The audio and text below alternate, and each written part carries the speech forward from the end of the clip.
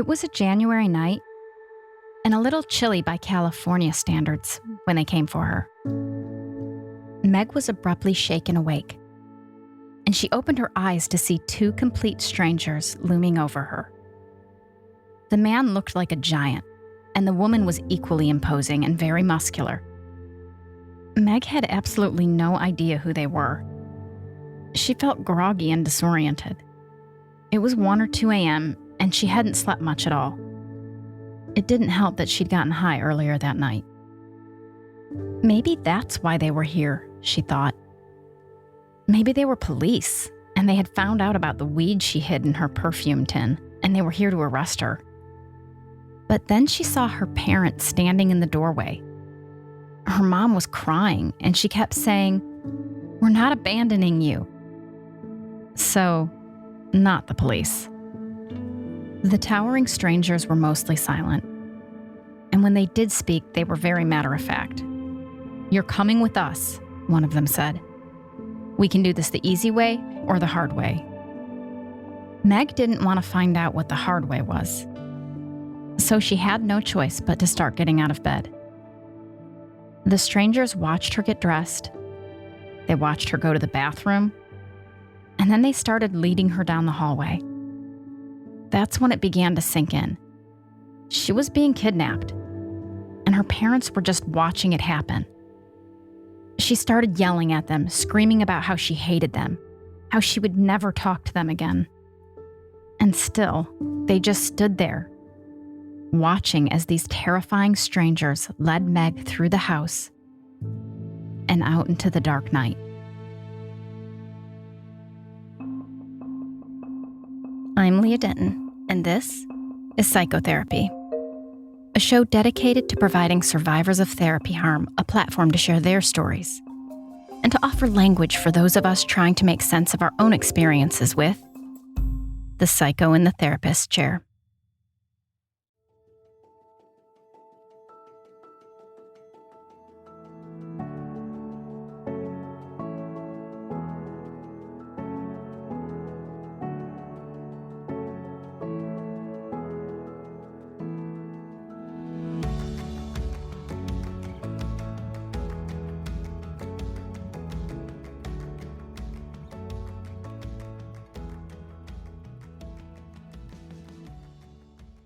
My guest today is Meg Appelgate, author of the book Becoming Unsilenced: Surviving and Fighting the Troubled Teen Industry. The troubled teen industry is an umbrella term for a range of punitive care facilities for at-risk teens. These places have worked under the radar for decades, often without any meaningful oversight. But more and more stories are coming to light that reveal how this industry is a breeding ground for trauma and abuse. I'm one of the thousands of people who learned about the horrors of these facilities through Paris Hilton's Netflix documentary, This Is Paris. There have been other documentaries too, like The Program, about Ivy Ridge Disciplinary Academy. These stories were back in the headlines just a few weeks ago, when Hilton testified before Congress about the institutional abuses that she had endured as a child. Meg's own story begins when she was just 10 days old and placed with an adoptive family. Her childhood was normal enough, but Meg grew up feeling like she didn't belong. Not necessarily because of anything her adopted parents did, but because of a deep, often unconscious feeling that there was something different about her. As Meg neared her teenage years, her attachment trauma and that feeling of not belonging started to manifest in all sorts of ways. She struggled socially and had ADHD, and she was also on the autism spectrum, though that wouldn't be diagnosed until much later. It's all too common that that kind of thing isn't recognized early on. Neurodivergence like autism is often misdiagnosed as something like borderline personality disorder, or in Meg's case, oppositional defiance disorder. She also struggled in school and was bullied constantly, so her parents bounced her around to several different places, including very small schools that specialized in learning difficulties or behavioral problems. Just like at home, Meg always felt like she didn't fit in, until the end of 8th grade when she finally got to go to a regular public school. They let me go to the public school for freshman year and the second half of 8th grade too. That's kind of when I found a lot of people that understood me. And it was mostly the counterculture kids, the kids that were smoking weed and ditching school and very alternative, if that makes sense. And I felt like I fit in and they accepted me. And so, of course, I started to do the things they were doing, like skipping school and smoking weed. That's when my parents really started to worry. Meg's behavior seems like pretty standard teenage rebellion, but her parents were very strict. Not to mention, they didn't know how to handle her neurodivergence. She didn't know it at the time, but they had started meeting with consultants and looking into intervention options. And the troubled teen industry markets itself very aggressively to parents, using a lot of scare tactics like, your child will end up dead or in jail if you don't do something now. So it can have a snowball effect. You start looking into these facilities as one of many potential options, but soon enough, you're convinced that it's a matter of life or death, and this is the only thing that is going to save your child. This became even more true once Meg was in high school and endured yet another trauma.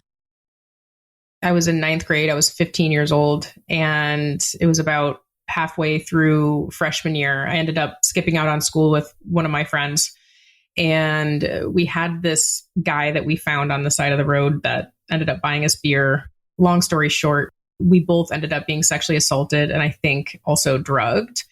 We ended up getting expelled because we drank during school hours. Even though it wasn't on campus, we were expelled. Despite being sexually assaulted, they didn't believe us. Because of that, they thankfully let me finish off my first semester of freshman year in these trailers on campus. It was really weird. After that, it was only a couple weeks that semester that I found myself woken up in the middle of the night by two strangers that abducted me and took me into the industry. For Meg's parents, who didn't believe that the sexual assault had happened as Meg said it did, this was the last straw. Then comes the terrifying night when Meg was 15. The abrupt wake up, the giant strangers, and her parents watching and crying, but not doing anything to help her. They threw me into the back of an SUV. They went to LAX and I wasn't allowed to know where I was going. So they kind of faced me away from the gate. And I didn't find out I was going to Boise until I was on the plane and the captain came on and said, we're on our way to Boise, Idaho. This kind of traumatic kidnapping experience is incredibly common in the teen industry, especially if the parents believe that their kid won't go willingly. A basic tenet of the industry is that when kids are misbehaving, they need to be scared straight. That's the only thing that will jolt them back into reality. And what could be scarier than being abducted in the middle of the night and whisked off to God knows where? Well, as soon as I take off, they hand me two letters, one for my mom, one for my dad.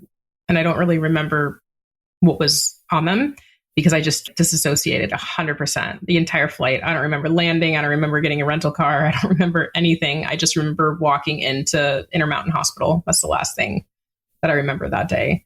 And it was horrifying. It was magnetic locked doors behind you. You knew there was no backing up. You couldn't just turn around and walk out. And they take everything from you to search. You're not allowed to have your shoes. And it was really scary. The people that I saw there were what I would have expected to see in a hospital setting. Kids that obviously needed a lot of higher support and kids who were really struggling. And it was the first time in my life I've been around people that were like that. And it really scared me to hear screaming in the middle of the night and hear kids going wild and having to be restrained. And it was just a very, very, very scary and different experience than what I had grown up with. The hospital was much more about stripping away all control, especially for me. That was a huge part of my treatment plan, was to basically help me understand that I have no control over my life and I need to stop trying to control every aspect of my life. So the way that they did that was stick me at a desk, something called desk space, and they made me stay there for the whole day. And I'd have to do writing assignments, 2 pages each on all of the thinking errors and how they apply to my life. And I wasn't allowed to be with my peers. They would have something called random draw, which is a bag. It's like a biohazard bag of all these little pieces of paper. And there were 9 no's and 1 yes. And if I wanted to go to the cafeteria or go programming with the kids or go to therapy, I'd have to pick from the bag. And if it was a no, I couldn't go. And if it was a yes, I was able to go. So I was rarely ever able to go anywhere with my peers for, it was a good 2.5 months, it must have been. But the kind of things they would dock you for, literally so many things. If you roll your eyes, you will be docked. If you're not standing straight in line, you will be docked. If you are not facing forward in line, you will be docked. If you get seconds without asking at the cafeteria, you will be docked. If you forget to bring your tracking sheet, you will get zeros. So it's everything. If you interrupt staff, if you're not giving attitude, but they think you are, you will be docked. It's worth remembering, Meg was only 15 when she was taken to that hospital. I can't imagine a place that sounds less conducive to the healthy functioning of a teenager. It's like if you took the worst aspects of prison, military academies, and cults and jumbled them all together into one nightmarish place. The rules are both arbitrary and rigid, the procedures designed to stifle individual humanity, and the disciplinary measures are brutal and often abusive. And that's par for the course with the troubled teen industry. Definitely didn't graduate. The way that Intermountain Hospital works is you have different levels, and as most programs do, or phases as they're called. The way the hospital works, though, is it's every 15 minutes. You were marked and rated on your behavior. So every 15-minute increment, you get a number rating your behavior. And if you get a certain amount of numbers or below a certain amount, then you lose your level super quickly. So you go up and down levels very, very easily. It was a constant battle to even keep my level 1, which was really hard. So I never graduated, but at 6 months, they obviously had planned the entire time I would go to my second program. They just didn't tell me the entire time until about, I don't know, maybe a month and a half before I left. So I found out I'm getting moved, and they kind of make this place seem like it's the best thing ever and get me excited about it. There's horses, you live like a family, and you get to have dogs and cats around you. I started to get excited about it. And then one day I ended up there, and it was much different than what they had said. So basically, my next place was called Chrysalis, and it was a very small therapeutic boarding school in northern Montana. The two people that owned it were both therapists. They're married, and we all lived together in a log cabin in the middle of the woods. And you refer to the other girls in the program as your Chrysalis sisters. We're a Chrysalis family. And I know how this sounds. But they double as our therapists. And so there I was living in a house with my therapist, sharing a bathroom with my therapists, and living in a room next to my therapists. And it's interesting because the whole time there, I didn't realize any of this was weird. Meg's new home was remote and cut off from the outside world. She wasn't allowed to call her parents without the therapists listening in. And for a while, she wasn't even allowed to interact with the other girls without supervision. If you've ever had any exposure to cults, I'm sure your alarm bells are ringing right now. And that's just the beginning. So when I came there were only 10 girls. I made the 10th girl, and it kind of filled the house. However, they had plans when I arrived to expand to across the street. So by the time I left, we had room for about 34 girls. So they expanded while I was there. But for a long time, it was just 10 girls. And you get really close with your family, your Chrysalis sisters. Exactly. And they very much so push that family mentality on you. However, they don't mention until your first time going through it that one of your Chrysalis sisters, if they make a mistake and they have to be kicked out, they are no longer your sister, and you are not allowed to talk about them in a positive light. And they say really disparaging things about them to change your opinions of them. So it's very much so an in-group and an out-group. And there is Chrysalis approved and there's Chrysalis unapproved people. Chrysalis was very different in that you had so much freedom. I came from somewhere where I had a motion sensor in the middle of my room to make sure that my roommate doesn't come over in the middle of the night and try to harm me, right? An alarm would go off in the nurse's station. So much different place. This was, like I said, a log cabin in the middle of the woods. No such things. No locked doors. The knives weren't locked up. It's very free. And they touted it being very much so about trust. And Kenny used to say that all the time. There aren't any bolts and chains on these doors. And a Chrysalis girl is expected to stay in her bed. So if you tried to run away, you are doomed. You will not be allowed back at Chrysalis. And Kenny will, from what I've seen, in my opinion, just let you have it and try to ensure that you pay in some way. If there was opportunities set up for you, I've seen him ruin those for other girls. And I've heard reported from survivors him throwing a stick in the spokes of some really awesome opportunities just because they ran away. It's very scary to think about ever going against Kenny and Mary. It was very scary. There it is again. The dark, omnipresent fear that defines the troubled teen industry. Fear isn't just a random byproduct of these facilities. It's baked into how they practice. And sure, they might try to package it as tough love or something like that. But it's not love, not at all. In fact, it's the systematic deployment of terror to mandate conformity, to make sure you don't ask too many questions. And at Chrysalis, the fear of what might happen if Meg broke the rules was amplified by the fact that at first, she didn't even know what the rules were. There's so many rules. I never got any handbook. I never got any rule books. You just have to learn. For instance, if you eat breakfast before the animals eat, you have a consequence. The animals have to eat first before you do. You can only use sugar on certain things. You cannot get up from the table without asking. You cannot get seconds without asking. You cannot leave things out after dark, after bedtime, because it goes to jail. And then you have to do consequences to be able to get it out of jail. They make up rules too. I remember they put you on different bans. There was a time when girls kept farting and they put us on a fart ban. They get so mad at you. There was the granola ban. If you eat granola when you're not supposed to. There was a milk ban too. You're not allowed to have any milk unless it's in cereal or oatmeal. So if you were caught getting a glass of milk, you'd be on a milk ban. They just make up stuff. It was wild. Random and arbitrary rules that are brutally enforced, forced manual labor, and creepy levels of enmeshment and physical contact, like adults wrestling with kids and having them sit on their lap. And all of this was done under the guise of therapy.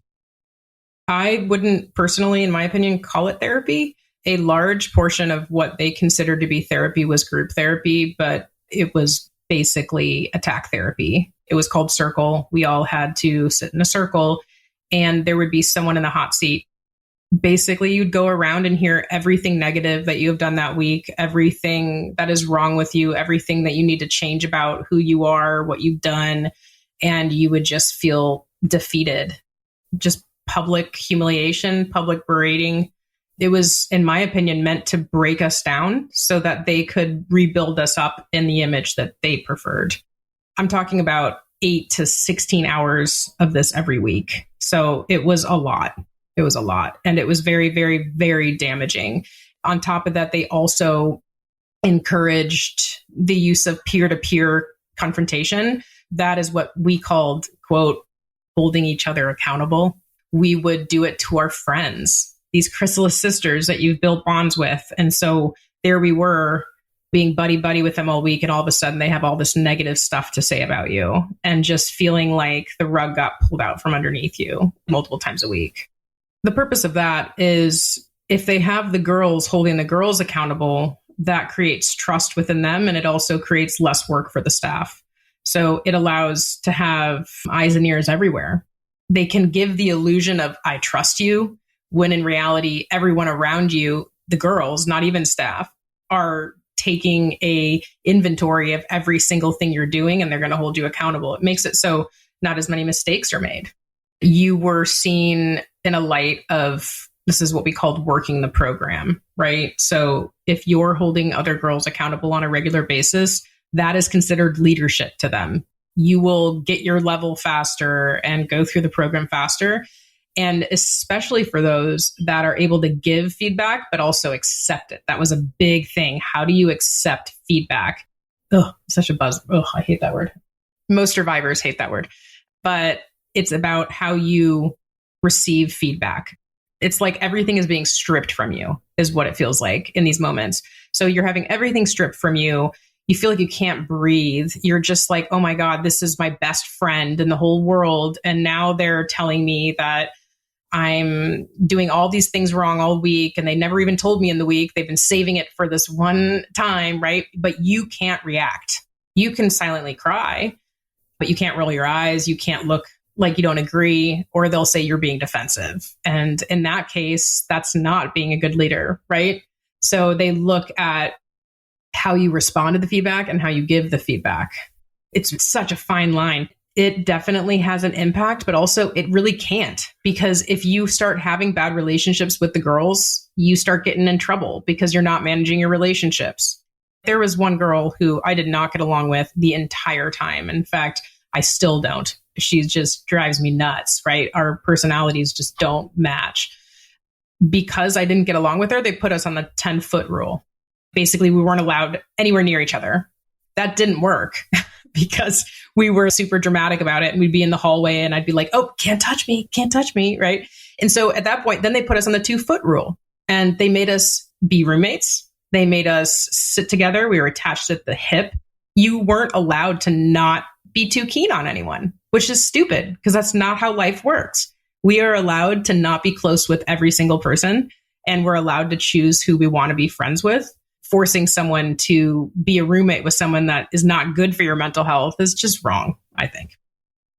Meg has a hard time remembering some of the specifics of what happened during those circle times. And she's spoken to some of the other girls about it too, and they all say the same thing. Sessions were bizarre and traumatic, and some of it's pretty blurry in their memory. Meanwhile, that kind of quote-unquote therapy was prioritized head and shoulders above the well-being of the kids. So I experienced a lot of medical neglect, and I know that's pretty much a through line through a lot of the girls that I know and I went with. Lots and lots and lots of medical neglect. And that's because it's really important for their profits to keep everyone the same. And so if there's individualized needs going on, then they have to have more staff members to take them to the doctor or get some kind of specialized care. So that was something I saw happen a lot. There was a lot of consequences. So sometimes those consequences were borderline, I think, cruel, in my opinion. I remember being told of a girl that had done something wrong, and it was in the middle of winter. Kenny made her go out and chop wood for hours and hours in the middle of winter. I don't even think she had a coat on. And so that kind of stuff I would see happening. There were many times where I was really, really hungry and didn't get enough food. And if you want food during times that you're not supposed to, you're kind of shamed for it. They're forcing you to do workouts as well. So you're burning a ton of calories in the day. They're making you do morning workout, and then you go hiking for 14 miles, and then you come home and you do gardening. And so it's like you're burning a lot of calories. So not being able to have food that's available whenever you want was pretty traumatic. During her 3-year stay at Chrysalis, Meg did get to go home a handful of times. It was mostly for holidays and a couple funerals. But even at home, she was expected to behave like she was still on site. You have to continue the Chrysalis rules when you're at home. For instance, we're not allowed to wear bikinis at Chrysalis ever. So if you go home and you go to the pool and they find out that you at home wore a bikini, you're going to be having consequences when you go back. Too revealing. So they used to tell us that it was inappropriate to be wearing that around male staff. I heard that a couple times, but it was always the rule. You had to have 2 inches on any kind of tank top, and your shorts had to be past your fingertips. And we weren't allowed to listen to rap music because of what that meant to Kenny. And so they forced us to go to church too. Even in youth group had it so you could check out CDs. And when you're in level 2, you're allowed to have CDs. So we could check out Christian music, but you couldn't even listen to Christian rap. Kenny was so against rap. You couldn't listen to any rap, even rapping about Jesus. And he's like, no way. They never came off as ultra religious, but I know Mary is Catholic. Kenny was Protestant, I'm guessing. I'm not actually sure, but we would go to the Catholic church sometimes, and then we would go to the Episcopal church sometimes. Back then, they had a lot of Jewish girls in our program, and they were making the Jewish girls go, which is just so wrong. It's so wrong. It's important to stress here, Meg's story is not at all an outlier in the troubled teen industry. This is standard practice in many places, and it's difficult to know for sure how many of these facilities there are, since they take on so many different forms under so many different names. But by some estimates, there's more than 10,000 different programs throughout the United States, with as many as 200,000 kids caught up in them at any given time. It's also a very lucrative industry, by some estimates worth almost $70 billion a year. And in the past several decades, there have been more than 315 documented deaths in these programs. Even as I was preparing this episode, I read about a 12-year-old boy who died this past February in a wilderness therapy camp. And his death was recently ruled a homicide. Wilderness therapy, by the way, it's one of the more popular forms of the troubled teen industry. Every once in a while, when one of these tragedies starts making headlines, or when survivors band together and start telling their stories, the industry is faced with a fresh round of outrage and scrutiny. But it has proven to be remarkably resilient. Similar to when we talked about conversion therapy a few episodes back, any oversight and accountability that exists is often quite patchwork and varies wildly from state to state. Many of these facilities, like Chrysalis, are quite small, and they might be part of a larger network, but they keep themselves small enough to fly under the radar. And when one facility draws too much heat and has to shut down, its leaders often rebrand themselves and start opening somewhere else under a different name. And that, too, is exactly what happened with Chrysalis. Mary and Kenny sold it to Interchange, and Interchange became Embark Behavioral Health, which is a private equity-backed behavioral health company, and they have many, many programs. It's definitely still there. I actually went back about a year and a half ago and walked through the facility and got to see all the old places. So it's definitely alive and kicking. When Meg was in the thick of it, she couldn't recognize how problematic and harmful it all was. She was a teenager, after all, and a terrified teenager at that. Plus, cult-like indoctrination can be frighteningly effective. When you're forced to toe the party line as a matter of survival, eventually that just becomes your new normal. I think I always believed in the program. I'm so gullible, and I was obviously autistic and not diagnosed at that point too, which made me a perfect Chrysalis girl, to be honest, because once they were able to mold me, I was so rigid with the rules and making sure everyone followed them. At that point, it just became about tempering my ability to give feedback without seeming too strong, if that makes sense. Basically, the delivery of the feedback. And once they were able to do that, then I became the perfect Chrysalis girl, which ends up leading to me graduating.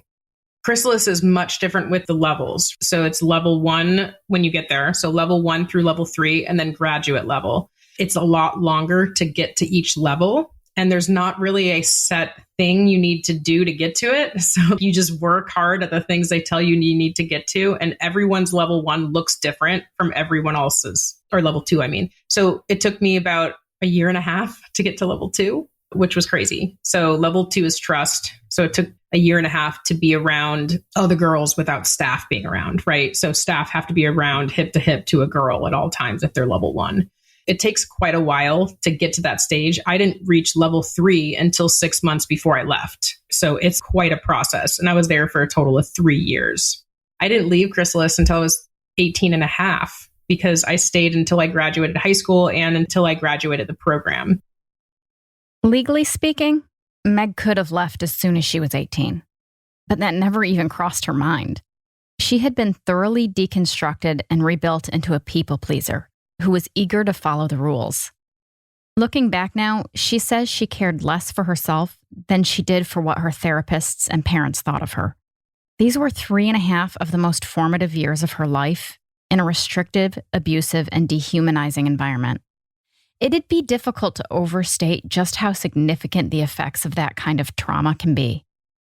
But it was a long time before Meg was able to recognize everything she'd been through and to start grappling with the ways that she had been harmed. After I graduated, I literally went throughout life like nothing ever happened. And I kept telling myself that Chrysalis was the best thing that ever happened to me. And so I really honestly spent 2 months at home, and then I went straight to college. It was like going from complete control to complete freedom. I didn't wake up, to be honest, to anything that had happened in Chrysalis until I was around 33. My professional career always was great. I was able to kind of put a wall up and never let it affect my professional development and stuff. But my interpersonal relationships were all falling apart. And I ended up into abusive marriages and husbands that I had to, in my opinion, free myself from. My body started shutting down. I started losing organs and I was really sick for a long time. I never knew why. And once I woke up, it's the craziest thing. I started addressing my trauma and now my body is so healthy. Part of what's so devastating about this industry is that the kids who are shipped off to these facilities are already wounded and hurting in different ways. And in many cases, their parents really do mean well.